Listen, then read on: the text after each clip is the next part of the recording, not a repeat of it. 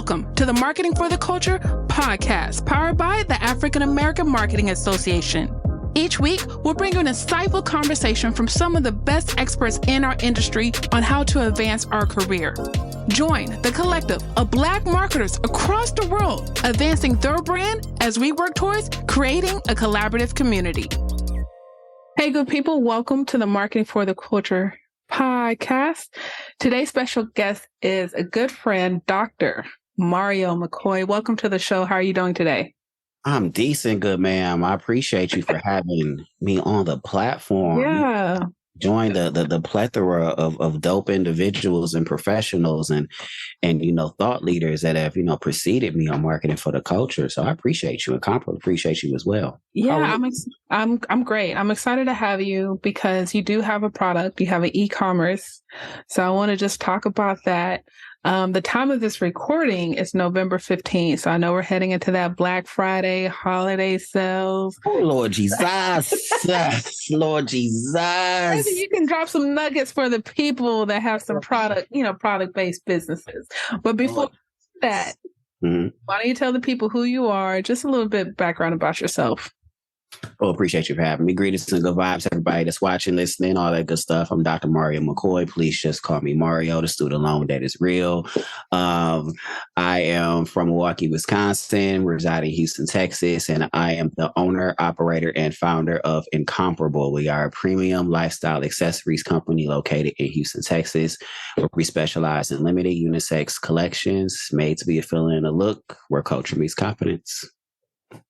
Oh, I like that. Where culture meets okay. Mm-hmm. Okay. So you said accessories. Because I was going to say watches. So you caught that? Yeah. So I know you from the beginning. So I don't know if you've expanded or what. You caught that? Boom! You caught that. Let's expound upon that. So, with NCMPRBL, and this is where my marketing background, in general, you know about the inside out, the bottleneck feature, right? When it comes to starting a company, you always have your flagship, and of course, watches was and is the main component. The background, the baby of NCMPRBL, because starting NCMPRBL in 2019, pre-pandemic, there were less than 10 Black-owned watch companies in the United States. So with knowing that and becoming a bit more, I guess you could say, developing more knowledge, research and development, what makes a good watch? Like what makes a long-standing watch? Like what makes a product that's going to stand the test of time as far as, your warranties, you're not being fast fashion, all that good stuff. How can we make ourselves different from our quote unquote competitors in that aspect? That was important to me. But having that business plan of expanding, because you don't want to be known for just one thing, because people will move on very quickly, especially in the e-commerce space. That was very important for NCMPRBL. So when we first started, as you know, in the marketing space, your mission, your vision, your product, what you aim to provide value to, I hate using the term customers. We love using the term in-crowd community because we want it to happen, like for real inclusive. Okay. Like we want you to feel like that feeling in the look is something special. So you're going to feel a lot of me saying in-crowd community. So the watches was just the like I said, the bottleneck approach, but being able to expand, I'm going to give you a gym. In NCMPRBL, we are getting ready to release our eyewear line, because I've worn glasses since yay high. So we're extending into the sustainable aspect of acetate frames.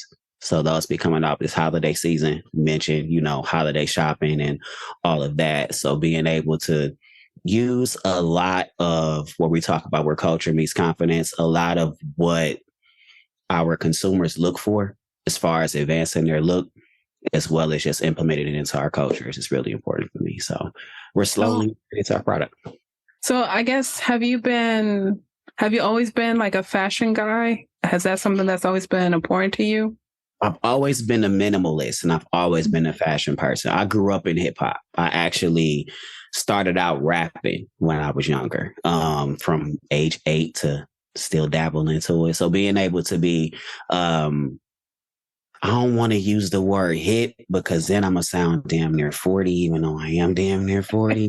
But being able to be tapped into the culture as far as what is unapologetically but effortlessly, into what people like to wear, what people are attracted to from a fashion perspective, what people are identifying with as far as retro meets minimalist meets modern, which is why Comfort really centers in on lifestyle, premium, modern accessories. We like to call it PSA, premium, sustainable, advanced. So like those are our three components, and that's what really attracts our target market, and we really go from there. I'm loving this vocabulary lesson today. Oh, what's crazy?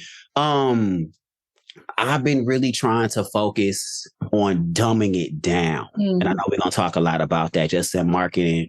You really want to have that to all of our listeners and watchers, that 4th to 5th grade reading level, not because people don't understand it, but because people will skim past it if it's too many syllables, if they feel like that they can't readily identify it. So when I first came out with Incomparable, it was really like, this is a lot of syllables. How can I make this? Yeah. How can I break this down? How can I break down the message for people? So that's been really important for me.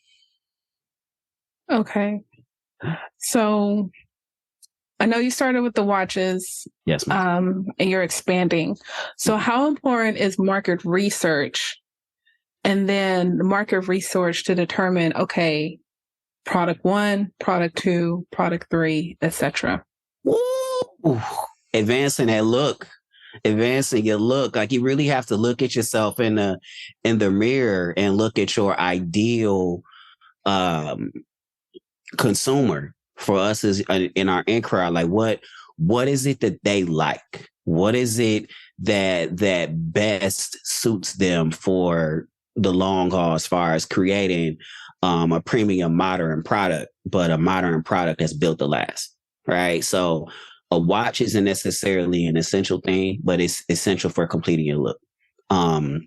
With eyewear, it's definitely more essential because obviously, with glasses, you have the fashionable look, but you have the option of wearing contacts. But with glasses, it's more so like, okay, this is going to fit my face a certain way. This is going to fit my profile a certain way, left, right, forward. This is going to fit my profile, whether I want to have a medium size, a wide frame, a particular look for whatever it is that I'm wearing for today. If I'm going for a boardroom look, if I'm going for a happy hour look, if I'm going for a city nights look, or just whatever look I want to complete, it's a bit more essential, but you can still play with the fashionable component that goes with it, right? So just knowing those things and the research and development that comes with that is super important from the sustainable aspect. As we expand to being more of a sustainable company, the acetate aspect of it, just the whole plant grown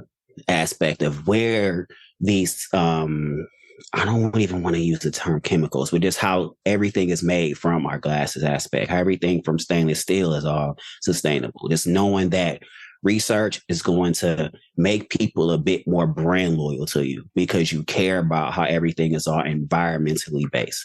But being a growing business, I don't like to use the term small business, Michelle, because that's how you stay small. I don't like using the term small. I can dig it. So being able to know those things just really shows that you do your research and making sure that your target market is like, okay, it ain't just a fad. This ain't just, whatever the case may be. As a company, what they talking about. I can really, because that identifies with what people identify with outside of fashion. Mm-hmm. Like they just really just deal with, like we talked about off air, going vegan. Yeah. A lot of people that go vegan, they really pay attention to things that are sustainable because that's paying attention to the environment. You really care about what goes into your body, so you care about what's around you. Right. So that's going to make you be a bit more cognizant as far as what you wear. Right. So all of those things just really they play a role, but they play a role in still being premium because you still want to have that premium advanced look. So PSA, you're going to hear a lot of that. Are you still designing at this point? Our first collection's actually done. Another gem, Clarity Collection. That's the name of the first collection we're going to be releasing. Nice. It's going to be November, so it'll be out before the end of the year, and it's going to come out on incomparlife.com first. So and you designed that, or? Yes, we got 6 colorways coming. We got 6 coming. Oh, y'all gonna be spoiled. Y'all gonna be spoiled. Y'all gonna be spoiled. Every time I release a new product, every time the company releases a new product, I hate to say every time the company, I get spooked. Even though we've been in all these dope publications we're gonna talk about, yada, yada, yada, I get spooked. But that scariness is it's an important scariness because you know that it's gonna be something that's gonna advance the globe. So we're excited, but it's like, dang, we about to drop something else. Let's do it. So. Yeah. So, okay, speaking of all of the work, I guess how many people do you have on your team? Because I know there's a lot of moving pieces. It's a lot of moving pieces. I do about 18 jobs, but I learned early on, and this is everybody that's watching and listening, your team can't be just you. Mm-hmm. So as far as the squad is considered structural, I have about 6 brand ambassadors. I have a brand ambassador director. I have a scene creative director, and I have a creative director, and it's myself. So all in all, about 10 people. That team makes perfect sense just because of the dominance of social media, and we're very visual heavy. So you got to make sure all of your visuals are on point, and some of that other stuff is just as important, but it can wait. Especially with being an e-commerce company, you have hit the nail right on the head with social media and being able to invite, the in-crowd community, like a behind the scenes type of look, like what makes everything. Like we took the entire year and we were very, very, very upfront about our rebrand. From, our I won't necessarily say our former logo, like we use it for specific tier watches that we have, but we have a premium logo that we use that's more so, our forefront logo. And we invited all of our in-crowd to really even go as far as helping us name a watch, even go as far as helping us pick a specific font for a specific logo. Like all of that's really, really important because it gives people an opportunity to feel like they're a part of something, that's bigger, than just, a feeling a look with what we're doing as far as physically. I always like to say, build something that outlasts you. Yeah. So being able to have a dope community that's like, dude, I helped them name a watch. Even if we didn't pick that specific name, even if we did do a specific colorway or whatnot, like they really care about what we like to wear. Like they really care about like not just here, buy this. Of course, you have to be in tune, on our side with, what's coming up, what's going to be great as far as what we want our ideal, in-crowd community wear to wear. But all of those things we take into consideration. So I'm a fan of Shark Tank. I know a lot of people are a fan of Shark Tank, and I feel like I just released my DEI cards, and I feel like that's my first real product. Like I know I've read books, but this is my first product to me. And congratulations, that deserves a big round of applause on purpose. Yes, ma'am. So I am struggling between sticking with the U.S. manufacturer and someone in China. So what's your take? What's your insight on that? And I can go into more details about my hiccups right now. But I'm afraid. Ain't it? It's a beast, ain't it? It's a whole entire beast. It's crazy. And this isn't necessarily for every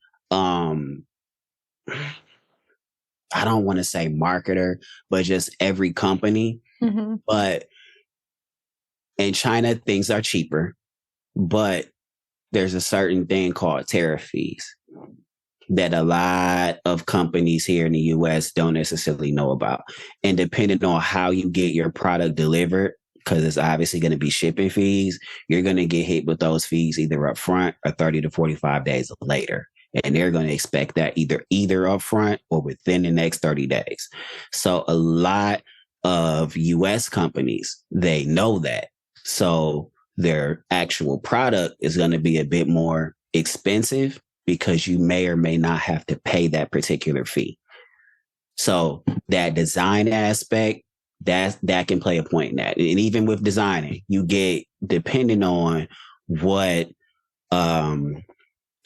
company you work with or manufacturer you work with in China, they'll work with you as far as designing. They'll work with you as far as making just different, I don't want to say iterations, but pretty much redos of what you need to get done. And building that relationship, no matter if it's US or China, is hella important, because vetting who they've done business with. It's people in China. If you look at the back of your shirt, your pants that you're wearing, the Nikes that you got on, they're going to say made in China, because they have a particular relationship, particular trust with that particular manufacturer or manufacturers that might specialize in particular areas, especially with physical product, because you will get people that will send you whatever. And you will get manufacturers in the US and in China that will close. Like, we have made a high amount of mistakes just growing and just going through that aspect. And a lot of your bigger brands, a lot of your favorite brands, a lot of companies, that we wear on a regular basis, that we do business with on a regular basis, will tell you the same exact thing. Like, build that relationship with said manufacturer, go with what makes you comfortable. A lot of what Incomparable does as far as our vetting process, especially for our folks that we work with overseas, we make sure that they have a certain amount of years in business. We make sure that they have worked with companies that we trust here in the US, and just have a different type of approach as far as not having a language barrier. That's very important, because if you have a language barrier, they'll send you anything. The samples, you have to be able to have that relationship where it's like, okay, well, this isn't the right color, or this isn't the right design feature that we need for this, or this isn't right as far as logistics. Making sure that everything is good as far as shipping. Was this going to be an X amount of days, or do we have what's the word I want to use? Do we have can this be late? How late can this be? Like, just being completely frank. How are your shipping times? Like, all of that definitely plays a role. And forgive me if I'm getting long with it. I want to give you as much value as possible, because you get a lot of manufacturers, and in the US as well, because we definitely have worked with some in the US that will say a particular product is going to come within 7 to 10 business days, and 15 to 20, we looking at you like. So I always like to tell a lot of my clientele that I have, because I have a particular course that I teach called Advanced Entrepreneur, where we definitely we speak to the complete CEO. That's basically what we do. Yeah. We talk a lot about shipping details. And we talk about a lot of areas that have to do with preparing, proper preparation, or performance, right? So we know the 5 Ps, and all this gave you 4, know the 5 Ps, but all of that definitely plays a role just with the US. And even just, I know I talked a lot about China and overseas, but when the US, building that relationship is hella important as well. Where are they located? How quickly can you ship me my sample? How quickly am I going to get a response from you if something is right or wrong or needs work? How quickly can you ship me something when it's around the holiday season? All of those things definitely play a role. So, man, when I say them physical products, they get you, boy, because you can lose money, and they look at you like, how are you accepting payment? Do you accept PayPal? It is 100% safe and secure checkout. Or am I just sending you Western Union and you just looking at me like, I got, because it's US dollars worth more in China.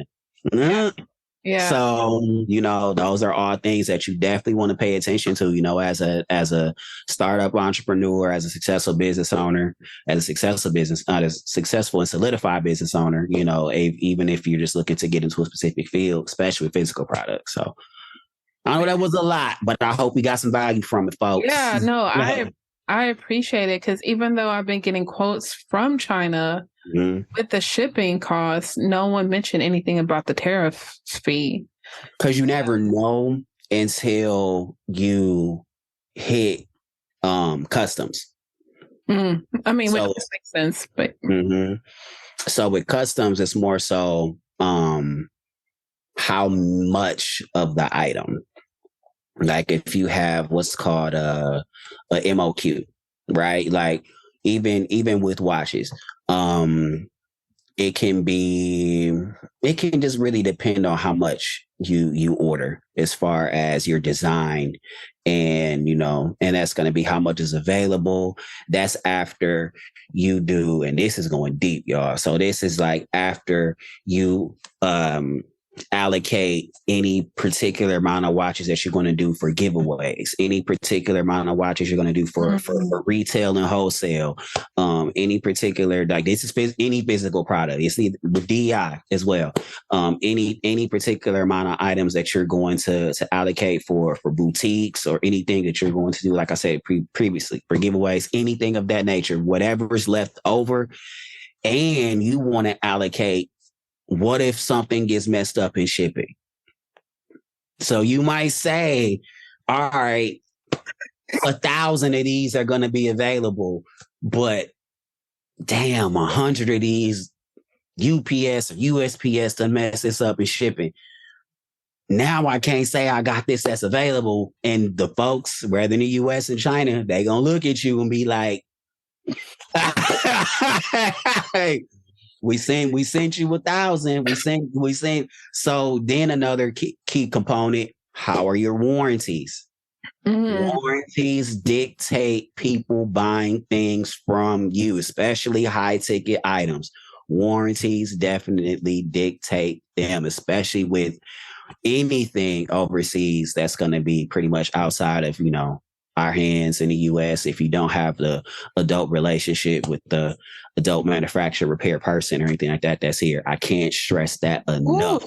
For people that sell high ticket items. So high ticket is anything 150 and above, pretty much on our favorite social media platforms where you see these ads and all that stuff. So definitely keep that in mind and budget for it accordingly. Boy, I see you put the head on the head. You get it, boy. You get it. Oh my God. It's like, got me crying before the shit even explodes. It's okay. It's okay, because you work through it. It's all right. You work through it. But it speaks to your point, because the things I'm struggling with now, it's the profit margin and cash flow. Those things move like at the same time. And so I ordered my first deck of cards and I think I got them in February or March. So I've been sitting on them for about, I guess, 6 months or whatever. And then I released them in October and then placed another order. And the US company, their price went up. And I was like, I didn't budget for this. Inflation. It's a fool, ain't it?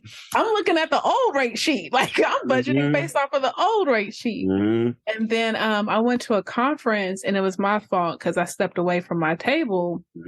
But then someone stole a deck of my cards, and I damn near cried, because it's like, it's costing me $50 to $60 to make the cards. And, I had a much smaller inventory.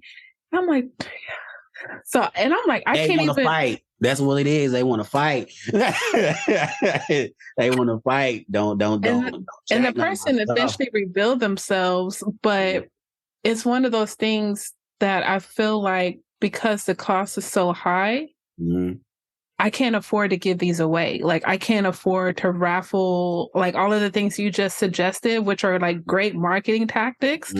I just feel like I can't afford to do that right now, let alone considering it.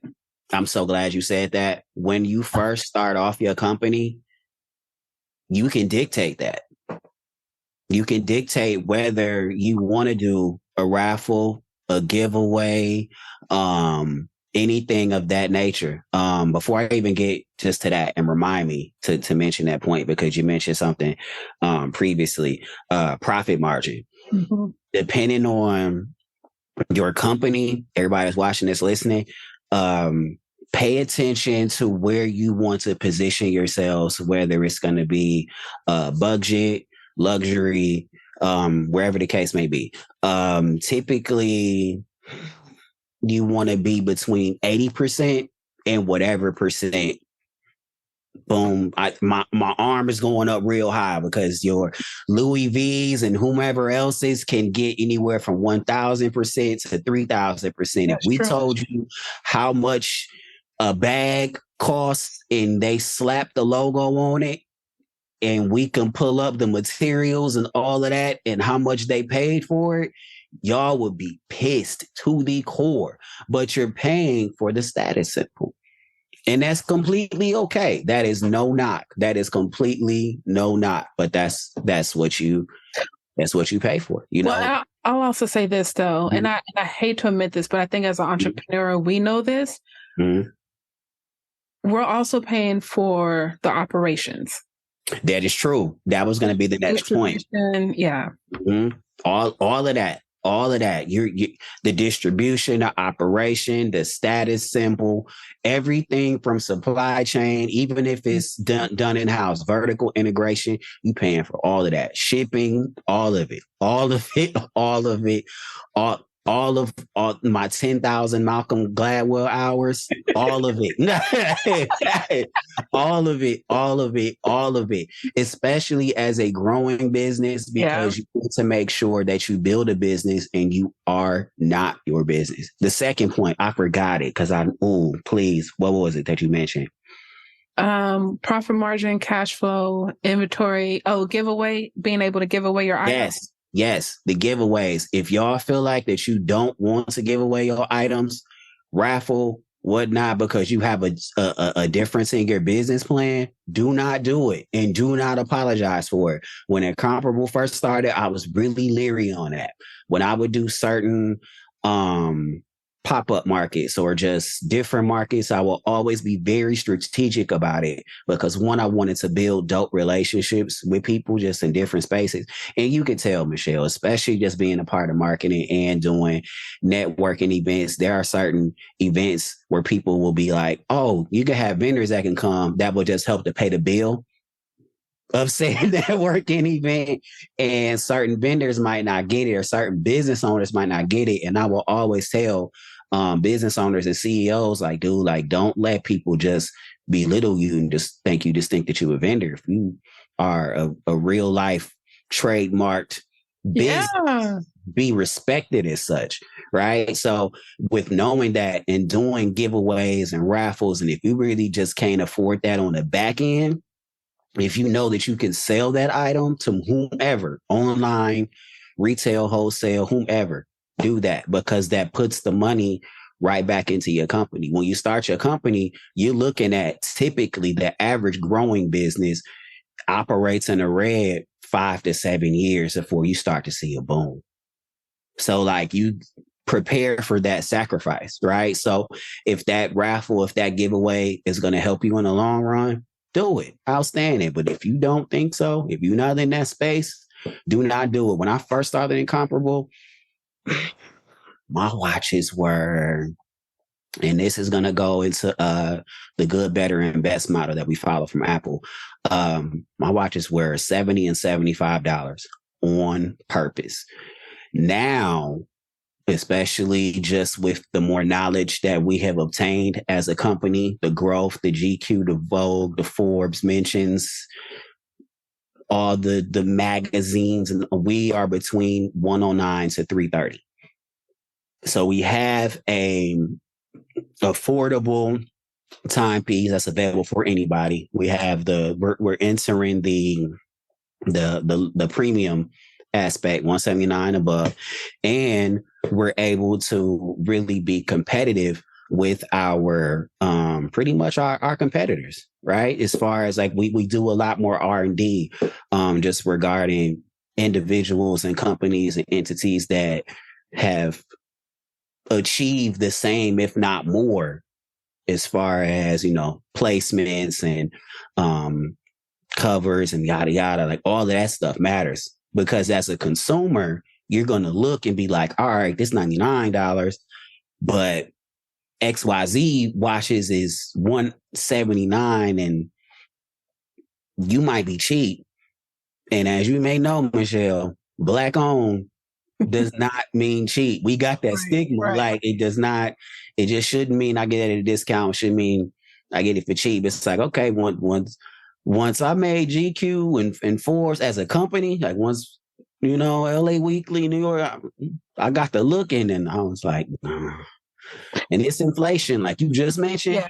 Like, we got to make some changes. So, but your company is your brand loyal people for your company is always going to understand that. So how did you get the media placements? Hustle. Consistency creates champions. I tell my cohorts that all the time. A lot of it was great timing. There was a gold rush in 2020 where it was great in e-commerce to start a company. Luckily, in Comparable, we already had some skin in the game for starting a year or two prior. But we were featured on ABC News, Fox News. We had, for our affordable pieces, we had a partnership with Walmart. And you mentioned Shark Tank. We actually had a commercial with Kevin Harrington, the Shark Tank, that aired across the U.S. So having all those things and just building up the portfolio, building up the resume, that's where you start to see all of the press outlets for Incomparable, that included, the Forbes and NY Weekly, Influencer Magazine, Swagger. I don't want to forget nobody. But just all of that, just that the aspect of that was just building the trust within the growing clientele, because we knew we were new. Yeah. Right. Like we knew we didn't want to be looked at as like a pandemic company or anything like that. And that just goes back to what we just talked about, we knew we were just a watch company. It's like, but we wanted to expand, that, and that's where all of that regenerated into, growing the company. Right. So that's where those media placements came from. People really identified with our story. Right. Like being able to inspire the masses to don't be regular, be incomparable. It was like, oh, shit. I do feel like comparable with my style whenever I get up in the morning. One time, okay. Because it wasn't just, I wasn't going to make a watch and just name it like after me. Yeah. like that's cool for dope people. I mean, our Tommy Hilfigers, our Eddie Bowers, I'm dating myself. All of Kenneth Coles, all of them that make it like, yeah, like that's a dope statement just for, with their dope names that, expound upon different products. But I knew for the audience that I wanted to attract and all of that, just as far as the target market, it's just like Mario McCoy. It's like, oh, he a doctor? Oh, okay, but that ain't gonna make me want to buy it. He a dropout turned doctor. I love his story. It's great. But Incomparable, like once you get past the phonetics, it's like, okay. You can readily identify with it. So, that played a role in the media placement too, because it became attractive. It was a conversational starting piece, right? So that was all strategically placed. Having an attractive brand name that's going to transcend eras, like that was the real, aspect of it. And I just didn't want for people to be like, who do you work for? Mario McCoy? Oh, the whatchamacallit company? Who you work for? Incomparable? Yeah. Oh, shoot. So, that's where that came from. Have you utilized any influencer marketing? Yes, and that is something that we're definitely tapping more into because we're having, and I keep saying it, it's more of an idea of who our target audience is. So the influencer marketing is definitely important. But for everybody that's watching this, listening, you want to make sure that your influencers directly reflect your company's culture, values. I mean, effortlessly, like Incomparable, like we're definitely a lifestyle, modern accessory, obviously the premium, sustainable, advanced, all of that. You got to reflect that just already. Yeah. From jump, and already just have that relationship where I can be like, can I make sure I can see how you're doing? Because mental health is definitely important as you grow your especially in influencer marketing. Like, how are you? Like, is there any challenges that you facing in influencer marketing? Like, all of that's important. And obviously you mentioned that in DEI, like that's important. Right. So being able to have those dope conversations and people that just represent themselves as a personal brand, that automatically just marries itself with their comparables. That's really good for us. Is retail important to you? It's important to a fault. E-commerce is my baby. Like e-commerce, obviously, as we know, is taking a definite set precedence for shopping. As far as, building a trust and having a, premium looking online store. But there's nothing like being able to go into your favorite store and touch your favorite product, right? That builds that trust, right? Like you're going to go in the store and be like, how this shirt feel? Is this for real cashmere? Like you going to, even if you see it online, like, is this for, okay. Is this the weight of this? Is this really, because I would constantly get that, especially for watches at trade shows and markets. Like people would they would do the weight test. I'm like, yeah, this is Japan quartz, or yeah, this is Swiss quartz. And they go, so this is for real, your line. Like this ain't, you don't work with nobody. Like, nah, I have to pull the whole commercial that we would have with Kevin Harrington, like on the iPad and go, that's me. And it's like, oh, so that's where that retail aspect is really important. We're actually in 2 boutiques here in the Houston area. We're in Black Market, which is in Pearland Shopping Center, and we're in Wonder Like Wonder, which is Edo area in Houston. So they both have exclusive incomparables, and we love on them both. So people can go there, love on them, touch on them, try them on, advance their race one good time, join in crowd, all that. So what's the end goal? Would you sell? Acquisition? Look at cash in, cash out. Oh, the goal is to eventually. Oh, I don't want to sell an incomparable. I'm not in that space. Okay. But business wise, I know it's smart to do it. So I would eventually get to that space. Incomparable is almost 4 years old. But knowing that especially in e-commerce and retail and just overall just wanting to expand it just to different things, it would really have to look right. Even with cash in, cash out, it would have to look right. I would have to be on the board or something of that nature to be able to still have a hand where culture means confidence. I can't do rocker wear. I can't sell it, and then all of a sudden it's completely diluted. Yeah. Right. Because it's a passion that comes with that. Like we do the jig whenever we see somebody buy something and they see me out in public, or they see one of my creative directors out in public, like, oh, what a comparable, right? Like completely random, Michelle, for your dope podcast. I was out and about and at a station just getting my car and stuff decent. And this guy randomly saw me. He was like, comparable right on his watch, all of that. I was like, oh, shoot. I did not have no clue who he was, but I remembered just randomly, and I randomly saw him. And I was like, dog, that's dope, because that makes your day. Yeah. So when you sell it, it's just like, you don't have a feeling no more. Yeah. Right. So it's going to eventually come, but, right now I'm not there yet. I get it. What else do the people need to know about you, e-commerce? Myself, I'm a college dropout turned doctor. I'm from the north side of Milwaukee, Wisconsin. I'm no better than you. I look just like you. I've been through the same type of struggles that you've been through. Hustling God did it. Hustling God doing it. I firmly believe in doing right by people, doing good business with good people. I firmly believe that consistency creates champions, and that incomparable is the hub of where culture meets confidence because of the struggles that I've been through.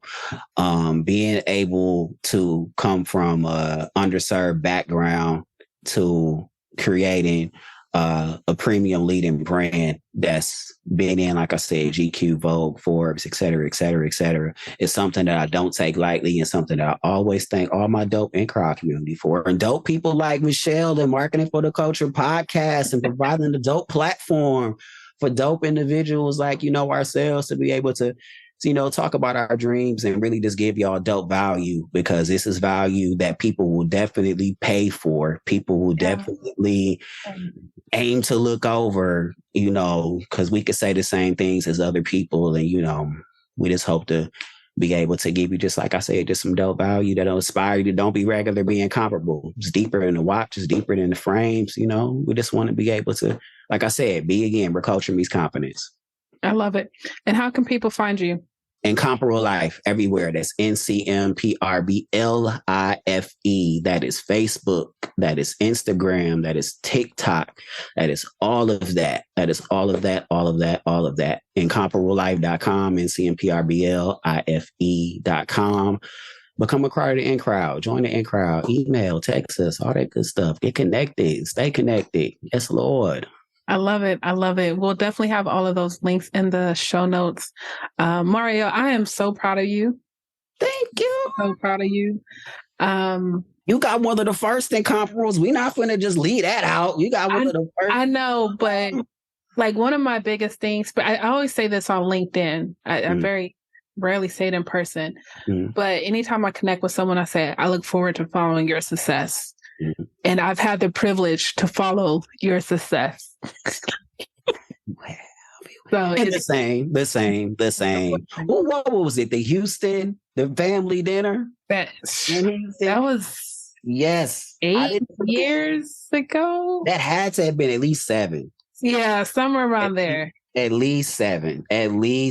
So I have seen and continue to see the growth, and it is great. I appreciate it, because it'd be some days it'd be real up and down, y'all. With entrepreneur CEO life, it'd be one day you feel like you on top of the world, and the next day it's like no. This just no. Be your own biggest cheerleader. If that's one other thing I can tell you, put it on your back, carry the weight. In the words of the late great Nipsey Hussle, boy, be your own biggest cheerleader. So I appreciate you. Yes, ma'am. Yeah.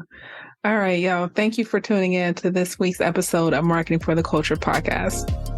Thank you for listening to Marketing for the Culture podcast. If you haven't already, please subscribe, whether it's on Apple, Google, Spotify, or your favorite podcast platform. And of course, our videos are on YouTube. If you have a moment, feel free to give us a rate, review, or just comment.